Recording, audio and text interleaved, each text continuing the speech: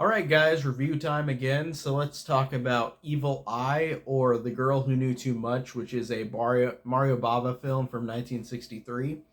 And I read online after I watched the movie that it's considered to be the first giallo, which is really interesting because I didn't think that I'd see one of the first. That's really cool.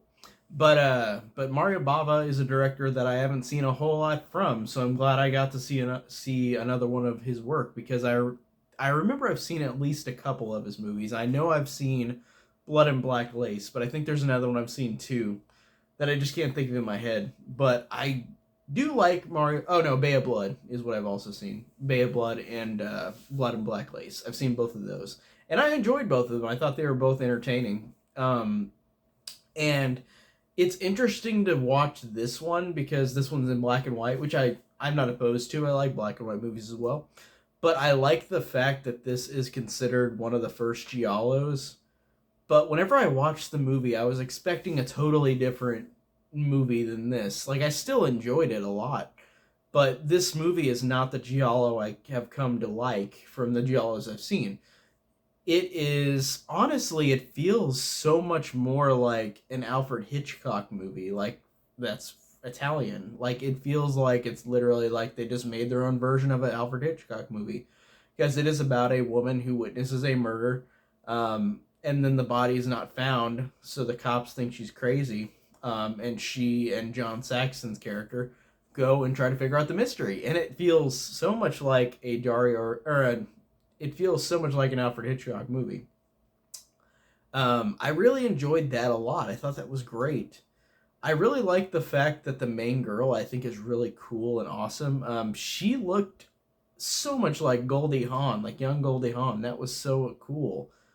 I really liked the role of that main character, and I like John Saxon a lot. And this is the youngest I've seen him so far in the movies because I know I've seen him in like Tenebrae, Nightmare on Elm Street, Black Christmas, but like this is definitely the youngest I've seen him so far, and it's just funny to see actors at different ages throughout movies.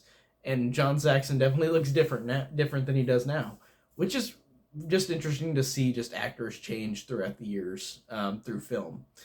But I really like the fact that these two characters have good chemistry, and I like that they both have to join together to like figure out who the killer is, because the killer goes around and starts killing people, but the killer uses a motive thing that I haven't really seen before in a slasher or a giallo, where like it's they're killing off people, but their names are in alphabetical order, like letters of the alphabet. So like it it starts with A, B, C, and then the main girl, who is D, it says that she's gonna die. Like I like that. I think that's really cool that they use that. Of course, they're not gonna go through the whole alphabet, but I liked how the fourth murder is like, or the fourth murder that might happen is the main girl, and I like how I'm not gonna spoil that if she survives or not, but I like that you have this killer using an alphabet style to like for like to use for a killing. That's pretty interesting.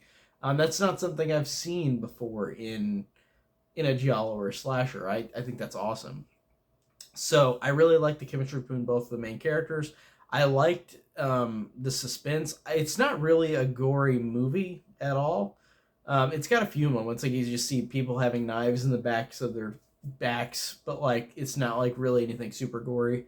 You would have to wait until A Bay of Blood for some pretty good gore for like its time, and for being one of the first big slashers with A Bay of Blood, or the most one of the more gorier ones. Not the first, because like I said, this is one of the first giallos. So, but this one is not super violent.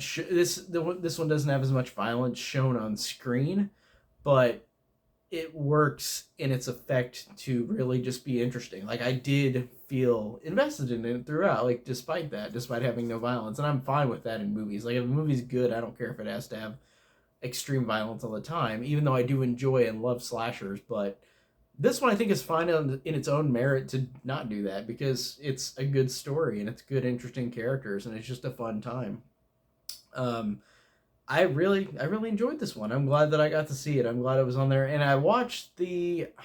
It's called. It said Evil Eye, And the movie was originally called The Girl Who Knew Too Much, which is, again, similar to Alfred Hitchcock. It's like the movie that Alfred Hitchcock directed called The Man Who Knew Too Much.